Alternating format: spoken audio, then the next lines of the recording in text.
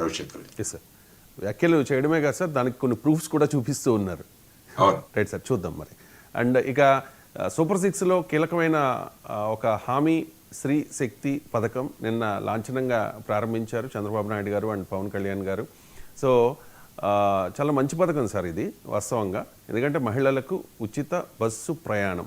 కానీ YSR Congress party race చేస్తున్న అంశము, మీరు ఇచ్చిన హామీలో కొన్ని నిబంధనలు పెట్టారు, దానివల్ల మహిళలకు పెద్దగా ఉపయోగం ఉండదు అని చెప్పి. ఎన్నికల హామీల్లో భాగంగా మీరు ఎక్కడి నుంచి అయినా ఎక్కడికైనా వెళ్ళొచ్చు అని చెప్పి హామీ ఇచ్చారు. కానీ ఇప్పుడు Palle Velugu, ultra Palle Velugu, city ordinary and metro express and express అనుకుంటా సార్, ఈ ఐదింట్లోనే ఇచ్చారు. గరుడాలో ఇవ్వలేదు, లేకపోతే అమరావతిలో ఇవ్వలేదు, వెన్నెలాలో ఇవ్వలేదు, ఇలాంటివన్నీ రేస్ చేస్తూ ఉన్నారు. కూటమి నేతలు అప్పట్లో ఇచ్చిన హామీ ప్రకారం మీరు ఎక్కడి నుంచి అయినా ఎక్కడ వరకైనా రాష్ట్ర వ్యాప్తంగా తిరగచ్చు అని చెప్పి, ఆ తర్వాత కాస్త జిల్లా వరకే పరిమితం అవుతాము, జిల్లా వరకే పరిమితం చేస్తామనే ఒక సైన్స్ వచ్చినప్పటికీ కూడా దాన్ని ఖండించి ఒక రాష్ట్ర వ్యాప్తంగా చేశారు. కానీ ఇప్పుడు శ్రీకాకుళం నుంచి తిరుపతి వెళ్ళాలంటే డైరెక్ట్గా బస్సు ఉండదు కదా, ఎక్స్ప్రెస్ బస్సు ఇవన్నీ ఖచ్చితంగా దానికి అమరావతియో లేకపోతే సూపర్ లగ్జరీయో ఎక్కాల్సిన పరిస్థితి ఉంటుంది అని చెప్పి వాళ్ళు రేస్ చేస్తున్న పరిస్థితి. సార్, ఈ స్త్రీశక్తి పథకం మీద మీ కామెంట్ ఏంటి? ఇది మహిళలకు ఎంతవరకు ఉపయోగకరం అంటే ఏం చెప్తారు? ఎందుకంటే ఆల్రెడీ తెలంగాణలో ఇది హామీ అమల్లో ఉంది కదా. తెలంగాణలో మహాలక్ష్మి పథకం అని వారు నిర్వహించారు. యాక్చువల్గా ఇది 2023 డిసెంబర్లో ప్రారంభమైంది. ఆ తర్వాత అప్పుడు కాంగ్రెస్ ప్రకటించిన హామీల్లో ఇది కూడా ఒకటి.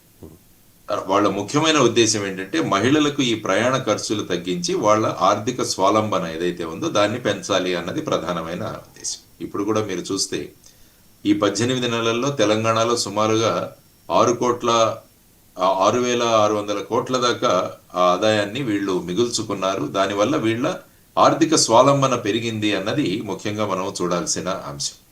అదేవిధంగా మీరు చూస్తే ఎలక్షన్ల సందర్భంగా ఎక్కడి నుంచైనా ఎక్కడైనా వెళ్ళవచ్చు అన్న ఒక హామీ ఇచ్చి దాన్ని ఇప్పుడు స్త్రీ శక్తి పథకం అని నిన్న స్వాతంత్ర దినోత్సవ సందర్భంగా దీన్ని మొదలు పెట్టడం జరిగింది. యాక్చువల్గా ఆంధ్రప్రదేశ్ మీరు చూసుకుంటే సుమారుగా 16 రకాల బస్సులు ఉన్నాయి, రకరకాల కేటగిరీస్.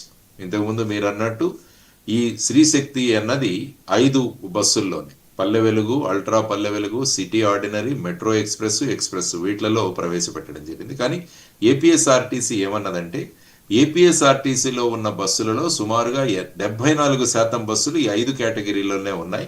కాబట్టి ఈ 5 కేటగిరీల్లో మొదట మేము ప్రవేశపెడుతున్నాం. యాక్చువల్గా ఈ స్కీమ్ని కేవలం 3 కేటగిరీల్లోనే ప్రవేశపెట్టాలని ముందు అనుకున్నారు, కానీ మిగతా 2 కేటగిరీలను కూడా తరువాత యాడ్ చేయడం జరిగింది.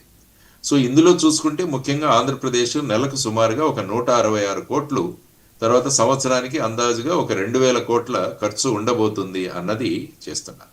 సో ఇప్పుడు ఆర్టీసీ యూనియన్స్ అంటున్నది ఏంటంటే ఏపీఎస్ఆర్టీసీ ఇప్పటికే సుమారుగా 3,000 కోట్ల నష్టాల్లో ఉంది. 2023 వచ్చేసరికి ముందు 6,000 కోట్లు ఉండేది. ఆ తర్వాత ఆర్టీసీని మళ్ళా రాష్ట్ర ప్రభుత్వంలో వాటిని కలపడం జరిగింది.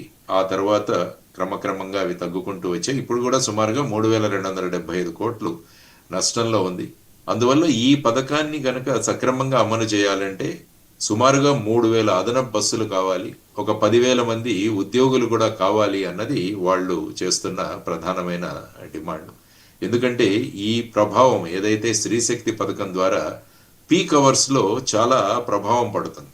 సుమారుగా 100% కాదు 150% కూడా చేరే ప్రమాదం దీంట్లో ఉంది. దానివల్ల సిబ్బంది, తర్వాత వాహనాల కొరత ఇవన్నీ కూడా ఏర్పడిపోతున్నాయి. సో ఏ విధంగా అయితే తెలంగాణలో ముందే అడిషనల్ బస్సెస్ స్టాఫ్ తీసుకుని వచ్చి వాళ్ళు ఈ స్కీమ్ను అమలు పరిచారు, సో ఆంధ్రప్రదేశ్ రాష్ట్రంలో కూడా ఈ విధంగానే చేయాలి అన్నది వాళ్ళు మాట్లాడుతున్నారు.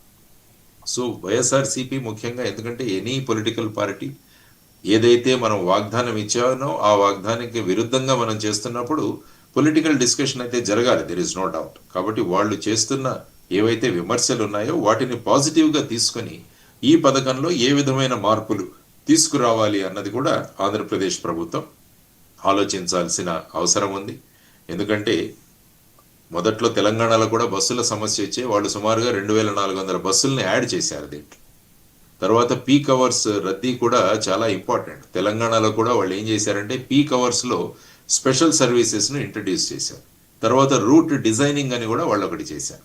సో ఇవి చేయడం వల్ల ఏమవుతుందంటే అక్కడ పీక్ అవర్ సమస్యను కూడా చేసుకున్నారు. కాబట్టి తెలంగాణలో ఉన్న అనుభవాన్ని తీసుకొని స్త్రీశక్తి పథకం అన్నది ఇది ఆర్థిక భారం కాదు, మహిళలకు స్వేచ్ఛ, భద్రత, సమాన అవకాశాలు, భవిష్యత్తులో ఈ సేవ్ చేసుకున్న అమౌంట్ పెట్టుబడి రూపంలో మారుతుంది. ఇది తెలంగాణలో బాగా విజయవంతమైన ప్రణాళిక కాబట్టి వారి నుంచి తీసుకుని ఈ పథకాన్ని ముందుకు తీసుకువెళ్తే బాగుంటుందన్నది స్త్రీశక్తి పథకం గురించి మనం చేయాల్సిన ఆలోచన. ఎప్పుడైనా కూడా పొలిటికల్ కామెంట్స్ వస్తే వాటిని పాజిటివ్ గా తీసుకునే హుందాతనం కూడా కావాలి రాజకీయాల్లో.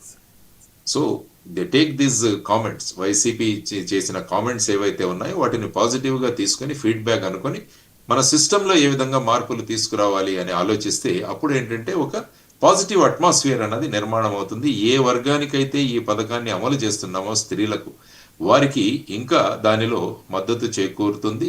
ఆ తర్వాత పీక్ అవర్ని కూడా మనం ఎలా ట్యాకిల్ చేస్తాం అన్నది కూడా చూడాల్సిన అంశం. Right sir. ఇక ఫైనల్గా ఇది స్పాంటేనియస్గా అడుగుతున్న ప్రశ్న